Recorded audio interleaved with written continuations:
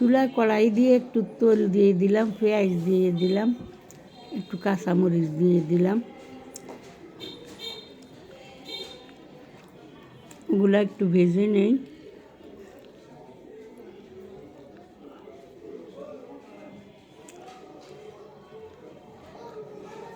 একটু রসুন বাটা, আদা বাটা দিয়ে দিলাম সাথে। কিছু টমেটো কেটে রাখলাম ছোট ছোট করে, ওগুলা দিয়ে দিলাম সাথে।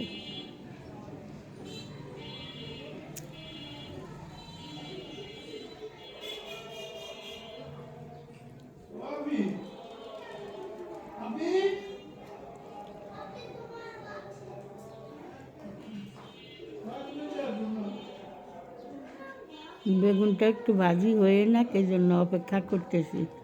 এই ভর্তাটা আপনারা রুটি দিয়েও খেতে পারেন। বেগুনগুলা পোড়া দিয়ে, আমি বেগুন পোড়া দিয়ে সিলে রাখছি, ওই বেগুনগুলোও সাথে দিয়ে দিলাম। এই ভর্তাটা রুটির সাথে খাইতে পারেন, পোলাওর সাথেও খাইতে পারেন, আবার ভাতের সাথেও খাইতে পারেন। এই ইউনিক ভর্তাটা অনেক মজা।